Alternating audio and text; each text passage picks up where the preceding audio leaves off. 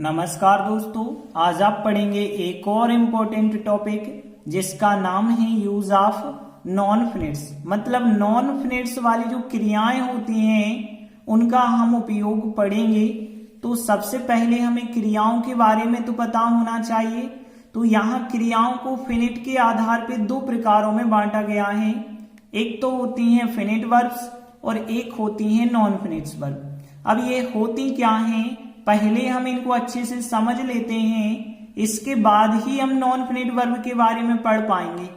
तो पहले हम फिनिट वर्ब के बारे में बता दें तो वे क्रियाएं जो वाक्य के सब्जेक्ट तथा टेंस के अनुसार अपना रूप बदल लेती हैं उन्हें हम फिनिट वर्ब कहते हैं। तो जो क्रियाएं सब्जेक्ट के अनुसार बदलती जाती हैं और टेंस के अनुसार भी बदलती जाती हैं वो कहलाती हैं फिनिट वर्ब। लेकिन जो क्रियाएं नहीं बदलती हैं, सब्जेक्ट और टेंस का कोई प्रभाव नहीं उन पे पड़ता है, हमेशा उनका एक ही रूप होता है, उन्हें हम फिनिट वर्ब कहते हैं।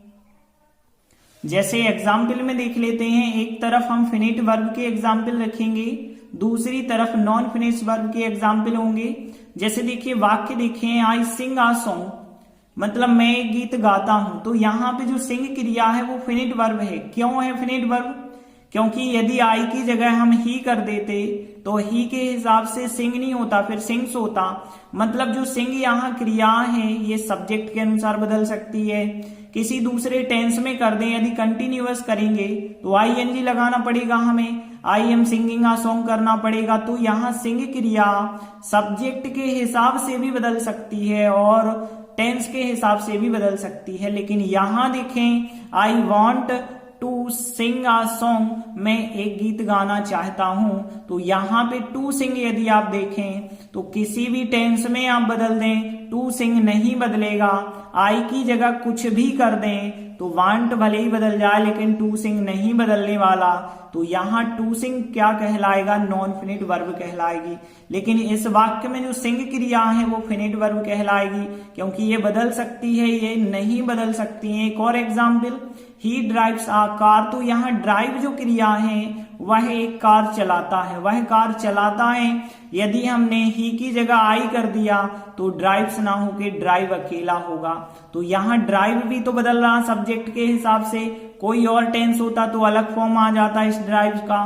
तो यहाँ जो ड्राइव्स क्रिया है क्या है? एक फिनिट वर्ब है। लेकिन इस एग्जाम्पल में देखें, driving car is a pleasure, मतलब कार चलाना एक आनंद होता है। तो यहाँ पे ड्राइविंग जो शब्द है नॉन फिनिट वर्ब है।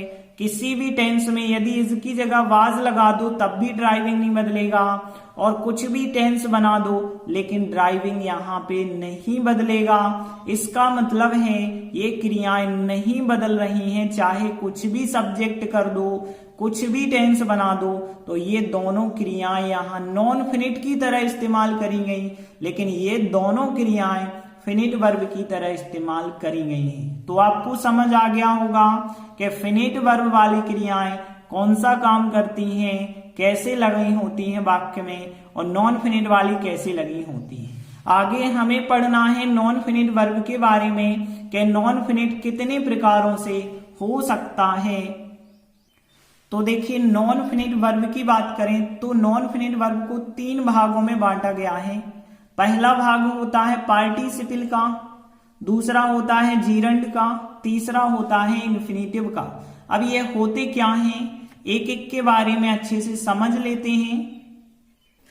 तो देखिए, यदि हम पार्टिसिपल्स की बात करें तो तीन प्रकार के पार्टिसिपल होते हैं। प्रेजेंट पार्टिसिपल, क्रिया के फर्स्ट फॉर्म में जब आईएनजी लग जाता है और वो विशेषण का काम करता है तो उसे हम प्रेजेंट पार्टिसिपल कहते हैं। लेकिन जब क्रिया का थर्ड फॉर्म होता है और वो विशेषण का काम करता है तो उसे हम पास्ट पार्टिसिपल कहते हैं। और तीसरा होता है परफेक्ट पार्टिसिपल, फ्यूचर नहीं होता है, परफेक्ट पार्टिसिपल, ध्यान रखना। और हैविंग में जब हम थर्ड फॉर्म लगाते हैं तो ये कहलाता परफेक्ट पार्टिसिपल।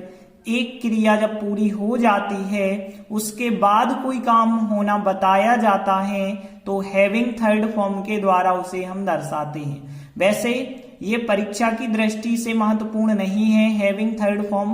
परफेक्ट पार्टिसिपल बहुत कम पूछा जाता है, ये दोनों ज्यादा पूछे जाते हैं, तो आप ध्यान रखना प्रेजेंट पार्टिसिपल क्रिया के फर्स्ट फॉर्म में आईएनजी कहलाता है और विशेषण की तरह कार्य करता है, और पास्ट पार्टिसिपल जो है हम क्रिया के तीसरे रूप को कहते हैं और ये भी विशेषण का काम करता है। इसके बाद जीरंड क्या कहलाता है, क्रिया के फर्स्ट फॉर्म में जब हम आईएनजी लगाते हैं तो वो जीरंड कहलाता है, लेकिन ये संज्ञा का काम करता है। यही अंतर है प्रेजेंट पार्टिसिपल में कि ये विशेषण का काम करता है तो आईएनजी, ये भी आईएनजी, ये भी आईएनजी, लेकिन ये संज्ञा की भांति कार्य करेगा और ये विशेषण की भांति कार्य करेगा। अगला है इन्फिनिटिव। टू लगा के फर्स्ट फॉर्म यदि हम लिखते हैं क्रिया का तो वो कहलाता है इन्फिनिटिव, और ये संज्ञा की भांति कार्य करता है, विशेषण की भांति भी कार्य कर लेता है और एडवर्ब मतलब क्रिया विशेषण की भांति भी कार्य कर लेता है। आपको परीक्षा में भरने के लिए दिया जाएगा, या तो आप फर्स्ट फॉर्म में आईएनजी भरेंगे या थर्ड फॉर्म भरेंगे या फिर टू लगा के फर्स्ट फॉर्म। ये नहीं आपसे कहा जाएगा कि प्रेजेंट पार्टिसिपल भरो, जीरंड भरो, पास्ट पार्टिसिपल भरो, इन्फिनिटिव भरो, ऐसा बिल्कुल नहीं कहा जाएगा। आपको खाली स्थान दे देंगे और कहेंगे कि फर्स्ट फॉर्म में आईएनजी भरेंगे थर्ड फॉर्म, या टू लगा के फर्स्ट फॉर्म भरेंगे। जैसे बाद में हम एक बहुत महत्वपूर्ण एक्सरसाइज भी करेंगे, ये वाली महत्वपूर्ण एक्सरसाइज भी हम करेंगे जो कि वार्षिक परीक्षा में पूछी गई एक्सरसाइज है और खासकर 10th क्लास के स्टूडेंटों के लिए बहुत आईएमपी एक्सरसाइज है। तो देखिए खाली स्थानों में हमें या तो थर्ड फॉर्म भरना या आईएनजी फॉर्म भरना या तो टू लगा के फर्स्ट फॉर्म भरना होता है। तो कहाँ कौन सा उचित रहता है, इसके लिए कुछ हम आपको नियम बता रहे, ध्यान रखना। देखिए आईएनजी फॉर्म जब भी हम भरेंगे तो ध्यान देना उस वाक्य का अर्थ निकलना चाहिए वो क्रिया करते हुए या वो क्रिया होती हुई या वो क्रिया करके, वो क्रिया कर या वो क्रिया करना। जैसे देखिए, जैसे हमने कहा रोते हुए, तो यहाँ पे वीपिंग कहेंगे रोते हुए मतलब कोई क्रिया करते हुए, चलते हुए मूविंग चलते हुए, और कोई क्रिया करके जैसे हमने कहा पढ़ करके मतलब हम रीडिंग कहेंगे, और जैसे हमने कहा स्विमिंग तैरना कोई क्रिया करना भी हम आईएनजी के द्वारा बताते हैं। तो जब इतना भाव हमें प्रकट करना हो, कोई क्रिया करते हुए बताना हो, कोई क्रिया होती हुई, कोई क्रिया करके या कोई क्रिया कर या कोई क्रिया करना अकेला कहना हो, तो आईएनजी के द्वारा हम बताएंगे। ये आईएनजी के द्वारा जब बताते हैं तो या तो ये विशेषता बतलाता है या तो संज्ञा के रूप में कार्य करता है। और थर्ड फॉर्म हम कब लगाते हैं, जब कोई क्रिया हो चुकी का अर्थ मिलता है, तो वहां पे कोई काम हुआ है या हो चुका है तो वहां थर्ड फॉर्म। जैसे हमने कहा टूटा हुआ पेड़, तो यहाँ टूटा हुआ मतलब वो क्रिया हो चुकी, ब्रोकन ट्री हम वहां पे कहेंगे, तो यहाँ थर्ड फॉर्म का इस्तेमाल करेंगे जब कोई क्रिया हो चुकी का अर्थ निकलता है। और ये विशेषता बताता है हमेशा थर्ड फॉर्म, क्योंकि हमने देखा था पास्ट पार्टिसिपल थर्ड फॉर्म हमेशा विशेषण का कार्य करता है। इसके बाद देखिए टू लगा के फर्स्ट फॉर्म हम कब लिखेंगे, जब एक क्रिया आ जाएगी उसके बाद दूसरी क्रिया बतानी होगी, तो टू लगा के फर्स्ट फॉर्म लगाएंगे। तो ये नियम आप अच्छे से याद रखना। इसके अतिरिक्त एक और इम्पोर्टेंट रूल है जो यहाँ पे बहुत कंफ्यूज करता है, ध्यान से समझना। कुछ वर्ब, कुछ क्रियाएं जो प्रीपोजिशन के साथ आती हैं उनके साथ भी हम आईएनजी लगाते हैं। आईएनजी मतलब जीरंड या फिर प्रेजेंट पार्टिसिपल कह सकते हैं। तो जीरंड हम यहाँ कह रहे हैं। कुछ क्रियाएं ऐसी होंगी जैसे थिंक ऑफ, थिंक क्रिया ऑफ के साथ आ जाए तो आईएनजी फॉर्म लगा देना। टायर्ड ऑफ के साथ आ जाए आईएनजी, गो ऑन के साथ आ जाए फिर भी आईएनजी, कीप ऑन के साथ आ जाए तो भी आईएनजी, कॉन्फिडेंट ऑफ के साथ आ जाए तो भी आईएनजी, एब्सटेन फ्रॉम के साथ आ जाए तो भी आईएनजी, प्रिवेंट फ्रॉम आ जाए तो भी आईएनजी, अवॉइड अकेला, अब प्रीपोजिशन नहीं हम कह रहे हैं, अवॉइड आ जाए, एंजॉय आ जाए, प्रपोज आ जाए, अलाउ आ जाए, एडवाइज आ जाए, mind, use, forward, permit, hate, dislike, तो इन शब्दों के साथ भी हम आईएनजी लगाएंगे। तो इन क्रियाओं को आप अच्छे से याद रखना। इनके बाद हमेशा आप आईएनजी फॉर्म का ही इस्तेमाल करना। तो शुरू करते हैं हम एक्सरसाइज। तो देखिए एक्सरसाइज शुरू करते हैं और एक्सरसाइज का पहला वाक्य है खालिस्तान डॉग्स सेल्डम बाइट। अब देखिए यहाँ खालिस्तान के बाद डॉग्स लिखा है। डॉग्स एक संज्ञा है। संज्ञा के आगे जब भी आप भरते हैं तो वो हमेशा विशेषण होता है और विशेषता जो है वार्किंग बताएगा, वार्क कभी नहीं बताएगा, क्योंकि आईएनजी फॉर्म विशेषण का काम कर लेता है जबकि फर्स्ट फॉर्म जो है विशेषता बतलाने का काम नहीं कर सकता है। तो यहाँ बार्किंग राइट आंसर होगा। हिंदी मीनिंग हो जाएगा कि बार्किंग डॉग सेल्डम बाइट का मतलब भौंकते हुए कुत्ते कभी कभार काटते हैं। अगला सेंटेंस देखिए कि यहाँ repair the Khalistan window just now. अब यहाँ ब्रेक और ब्रोकन फॉर्म दिए गए हैं। देखिए विंडो के पहले यहाँ फिर हमें भरना है। नाउन दी गई है विंडो, विंडो के पहले तो विशेषण ही भरा जाएगा क्योंकि नाउन के पहले विशेषण का ही स्थान होता है और विशेषता बताने का काम ब्रोकन करेगा, ब्रेक नहीं कर सकता। तो ब्रोकन यहाँ राइट आंसर हो जाएगा क्योंकि हमने बताया था थर्ड फॉर्म भी विशेषता बतलाता है, आईएनजी फॉर्म भी विशेषता बतलाता है। अब यदि मान के चलो यहाँ थर्ड फॉर्म भी दिया जाता और आईएनजी फॉर्म भी दिया जाता तो बात अलग होती। फिर हम क्या भरते देखिए, मान के चलो यहाँ ब्रेकिंग भी दिया गया और ब्रोकन भी दिया गया। तो ब्रोकन का मतलब है टूटी हुई और ब्रेकिंग का मतलब टूटती हुई। तो खिड़की जो होती है वो टूटी हुई होती है, टूटती हुई कभी नहीं होती है। तो भी ब्रोकन ही राइट आंसर होता। अगला सेंटेंस देखिए my father is a Khalistan teacher. तो यहाँ पे मेरे पिताजी हैं कैसे टीचर हैं, रिटायर, रिटायरिंग या रिटायर्ड। तो यहाँ भी देखिए टीचर एक संज्ञा है, संज्ञा के पहले हमें भरना होगा एक एडजेक्टिव विशेषण और विशेषण जो है आईएनजी भी होता है और थर्ड फॉर्म भी होता है। तो यहाँ भी यदि हम देखें रिटायर्ड का मतलब होता है रिटायर्ड हो चुके या रिटायर हो रहे, रिटायर होते हुए। तो यहाँ पे आपके पिताजी जो हैं एक रिटायर हो चुके शिक्षक हैं, इस वजह से रिटायर्ड हो जाएगा क्योंकि रिटायर हो रहे अच्छा नहीं लगता कि रिटायर हो रहे शिक्षक हैं, रिटायर्ड हो चुके शिक्षक हैं। तो यहाँ रिटायर्ड राइट आंसर होगा। अगला देखिए यहाँ पे Khalistan the snake he was afraid. अब देखिए यहाँ तो शुरुआत में पूछ लिया गया कि खालिस्तान में क्या भरा जाएगा, सी सा भरेंगे सेकंड फॉर्म या फिर सीइंग होगा। तो यहाँ पे एक चीज ध्यान देना, शुरुआत में फर्स्ट फॉर्म नहीं आप लगा सकते हैं, सेकंड फॉर्म भी नहीं लगा सकते क्योंकि प्रेजेंट सिंपल में हम फर्स्ट फॉर्म लगाते हैं और पास्ट सिंपल में सेकंड फॉर्म कहीं से दिख नहीं रहा वाक्य को। लेकिन यहाँ सीइंग यहाँ नाउन के तौर पे आप इस्तेमाल कर सकते हैं कि सांप को देखकर वह डर गया था या वह भयभीत हो गया था। तो यहाँ सीइंग राइट आंसर होगा, यहाँ नाउन के तौर पे इस्तेमाल किया गया है सीइंग।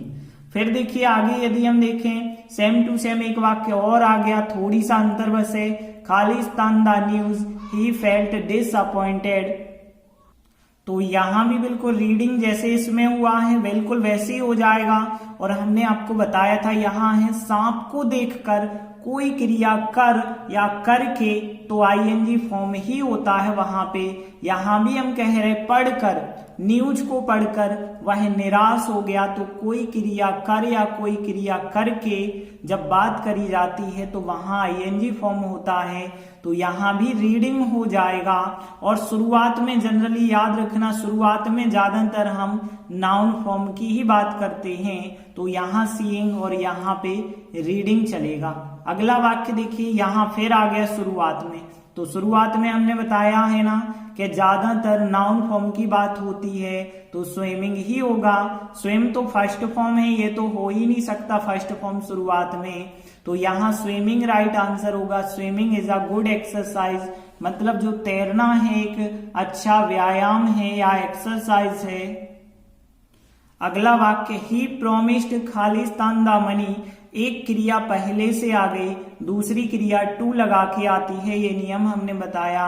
तो यहाँ उसने जो है रुपए लौटाने का जो है प्रॉमिस किया वादा किया, इसका हिंदी मीनिंग हो जाएगा।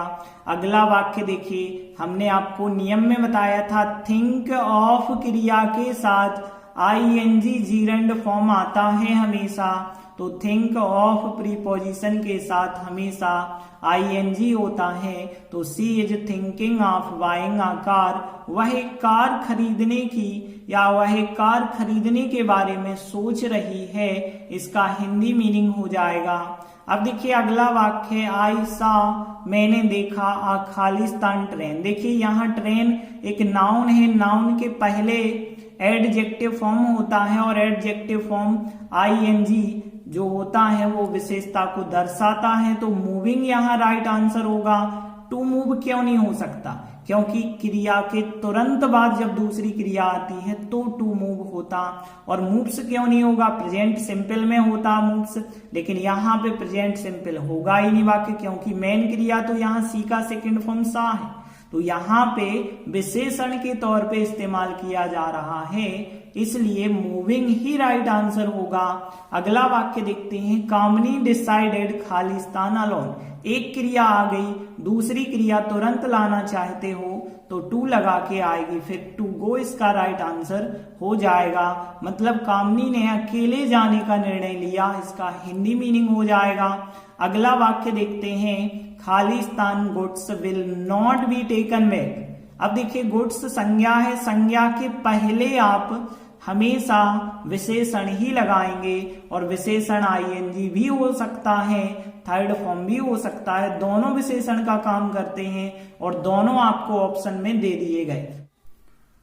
फिर आपको अर्थ पे जाना होगा। सेलिंग मतलब यहां बिक रहा या फिर बिकता हुआ, और लेकिन सोल्ड का मतलब बिक चुका। देखिए अब यहाँ पे बिक चुका और बिकता हुआ या बिक रहा, तो यहाँ पे देखिए जनरली यही बात होती है कि बिक गया माल वापस नहीं किया जाएगा, जो माल बिक गया है वो वापस नहीं लेते दुकानदार, यही बात कहते हैं ना।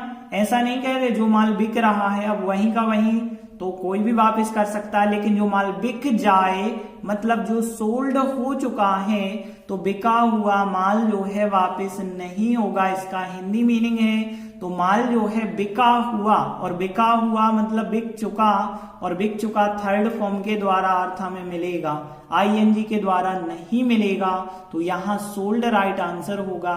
अगला देखिए वाक्य देखें, डू नॉट बाय खालिस्तान फ्रूट्स, मतलब फल मत खरीदो। कैसे फल, रॉट सड़ना होता है, तो rot first form, rot s वाला फॉर्म, और रॉटन होता है थर्ड फॉर्म। यहाँ पे जब फ्रूट्स लिखे हैं फल, संज्ञा है, संज्ञा के पहले विशेषण ही राइट आंसर होगा, तो थर्ड फॉर्म ही विशेषता बतला सकता है।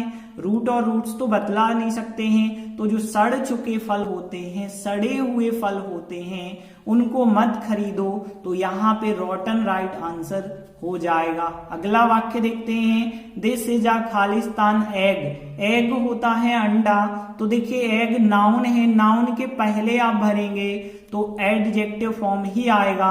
अब देखिए एडजेक्टिव जो है बॉइल्ड भी हो सकता है, बॉइलिंग भी हो सकता है, दोनों एडजेक्टिव का काम कर लेते हैं। फिर आपको अर्थ पे जाना है कि यहाँ बॉइलिंग मतलब उबलता हुआ अंडा, या फिर बॉइल्ड मतलब उबला हुआ, उबल चुका। तो देखिए कोई अंडा रखा होगा यदि, तो जनरली हर एक व्यक्ति कहेगा ये उबला हुआ अंडा है, बॉइल्ड एग है।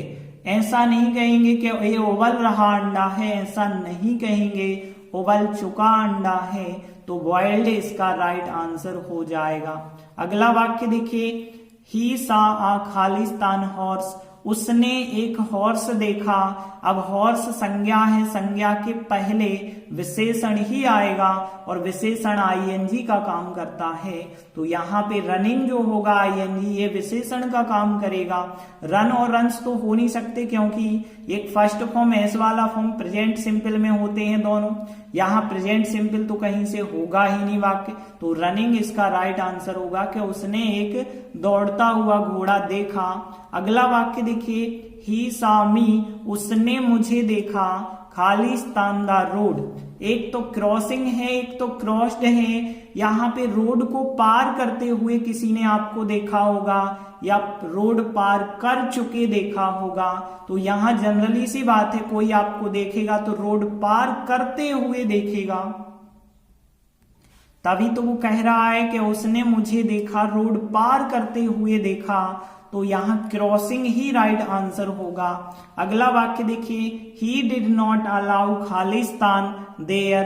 अब यहाँ देखिए हमने आपको बताया अलाउ शब्द के साथ जो है आईएनजी फॉलो होता है, तो आईएनजी यहाँ पे राइट आंसर होगा।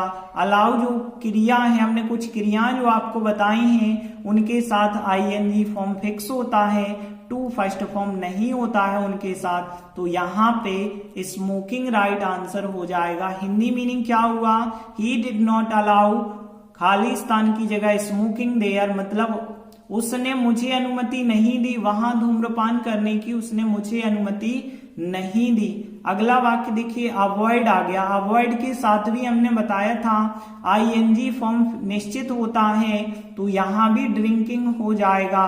तो वी मस्ट अवॉइड, के हमें जो है अवॉइड करना चाहिए, दूर रहना चाहिए, ड्रिंकिंग से बचना चाहिए हमें, इसका हिंदी मीनिंग हो जाएगा।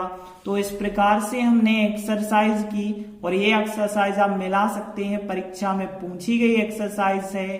धन्यवाद।